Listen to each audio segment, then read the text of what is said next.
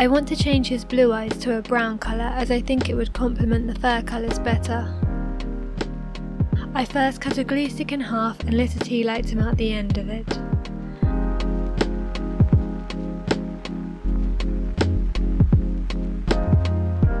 I then pressed the hot glue stick onto the Furby's iris.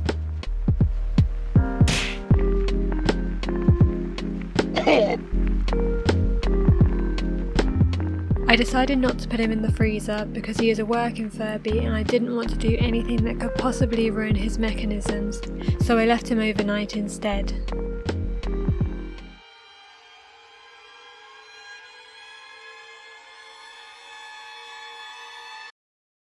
The next morning I tried to remove the eye chips by twisting and pulling the glue sticks, but it was completely unsuccessful. Instead I just ended up cutting the glue sticks off and changing them later by a different method. I went ahead and de-skinned him by cutting through the black mesh base, then snipping the cable tie with pliers.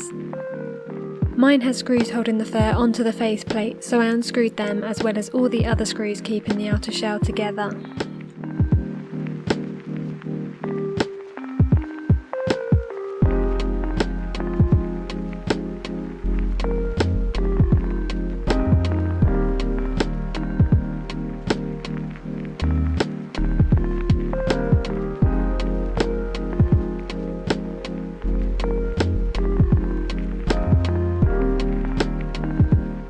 Because I failed miserably in pulling the eye chips out with the glue sticks, I'm having to dismantle part of the mechanism so I can take the eyes out that way. I poked out the cylinder running through the eyepiece, then removed the tiny screw in the back.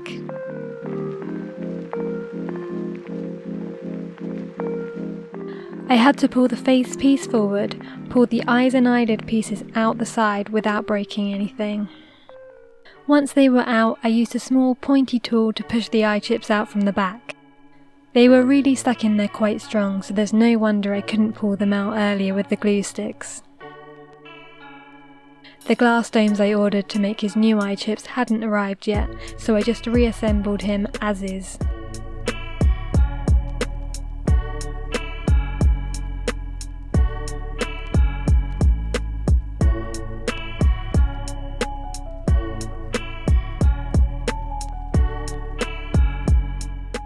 I was worried I had damaged his mechanics by this point, so I put some batteries in him and luckily he survived the surgery.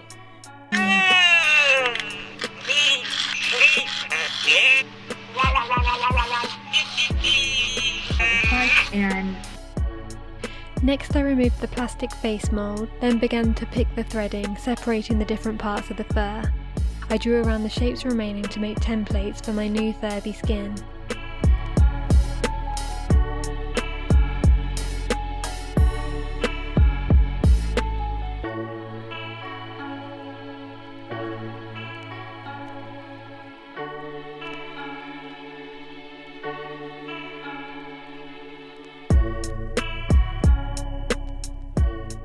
I chose a beautiful dusky brownish pink fur for his chest and a black Mongolian long pile fur for the main body. These fabrics were quite expensive, but they are so soft and such good quality they were definitely worth the price. With my templates as a guide, I cut 4 strips of the main black fabric. This would be used to make 2 back pieces and 2 side pieces. Using my chalk, I drew around the templates at the top of each strip of fabric and trimmed away the excess.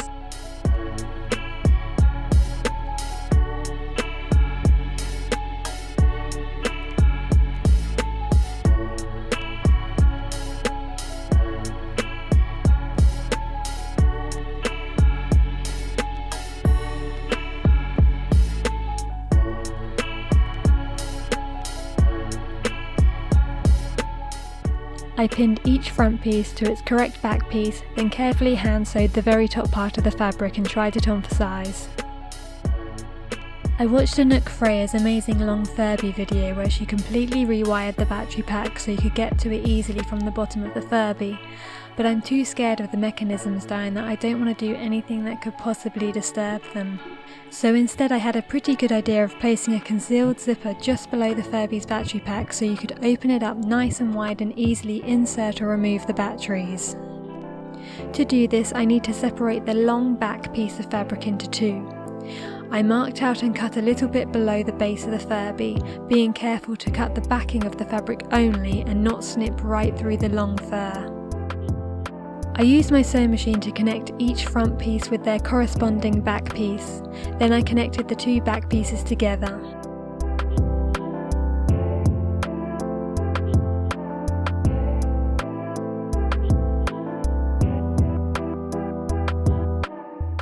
Next, I used my template again as a guide to mark and cut out a long strip of fabric for his front piece. The zipper that I want to sew in would only be on the Furby's black fur, so unlike the back, I need to keep the front pink fabric in one piece. I used my machine again to sew the pink front piece and black back piece together, but made sure I left ample excess brown fabric at the top so I could fix it onto the Furby later on.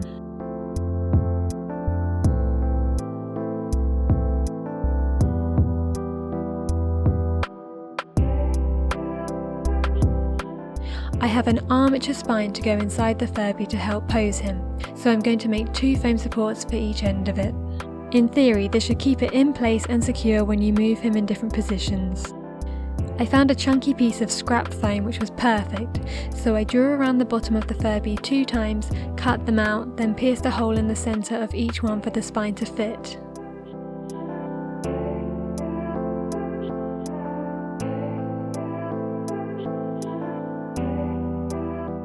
I then cut out 4 circles from a cardboard box and cut holes in the centre of 2 of them.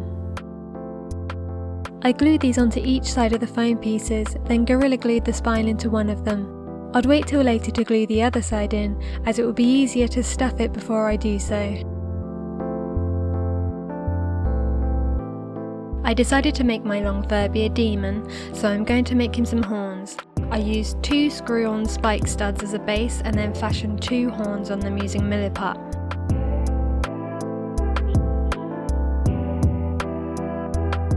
It took me a couple of layers to build them up to the size and shape that I wanted them. On the final layer, I carved lines in them to give them some texture.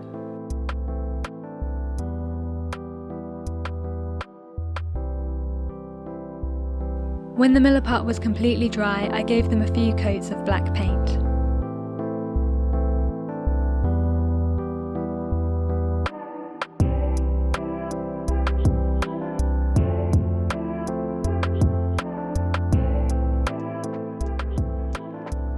And then a couple of coats of matte varnish to protect them and give them a good finish.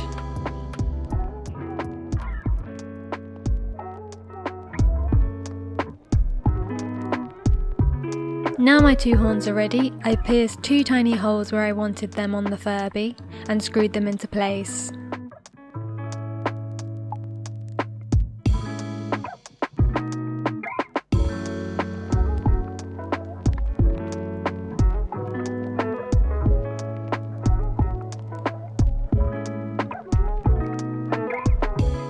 I decided to make a little heart to put into his body.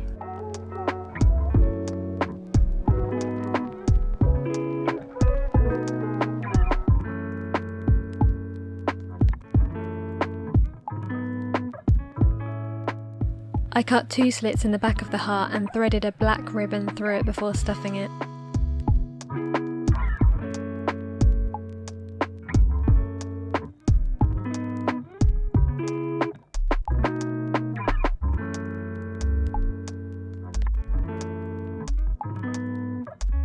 Then I tied it securely around the armature spine.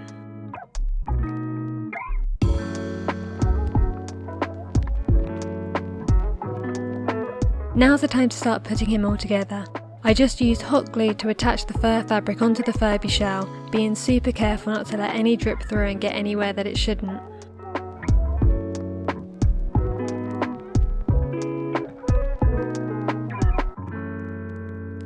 It ended up being a bit too fiddly to film, but I sewed 1/2 of the zipper onto the main body piece. I inserted the spine armature and positioned the foam support just under the zip. I then created a felt circle the circumference of the base of the Furby. I sadly lost the footage, but sewed this just below the zip, so it was covering the top of the foam support. I glued the top of the chest piece on with a stronger glue and used a scrunchie to hold it in place until it was dry.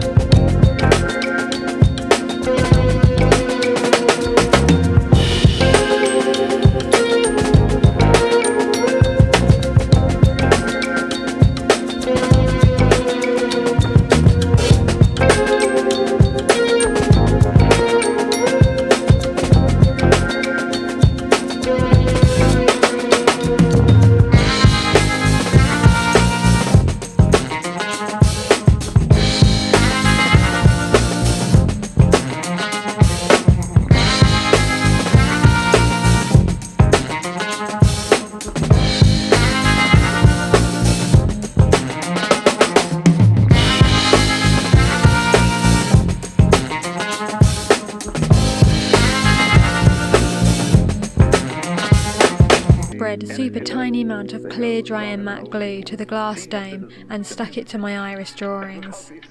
I cut the excess paper off carefully and the eyes were complete. I used a small brush to apply a thin, even layer of glue on each eye and then snapped my iris chips in place. The size of the chips I got fit so perfectly, I probably could have gotten away with popping them in without using glue.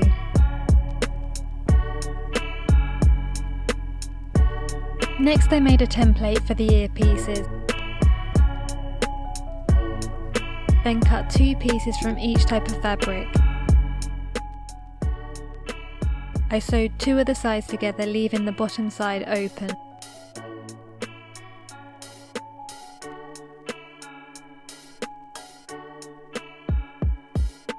I turned the fabric the right way around, then used a pin to pull the long fur through the seam.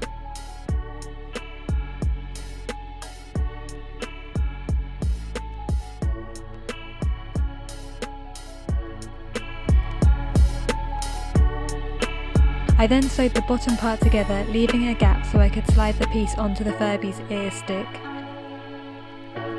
After trying them on for size, I sewed a few stitches each side so the ears would still move when the Furby is turned on.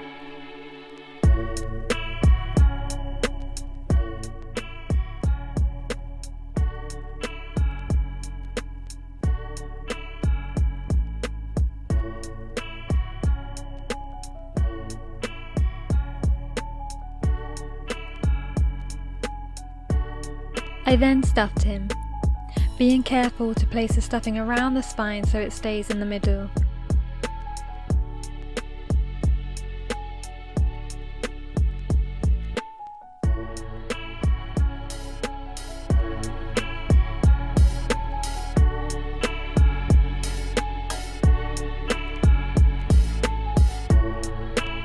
Once I got to the end, I added a second support that I made earlier, then sewed a round piece of the pink fabric over the top.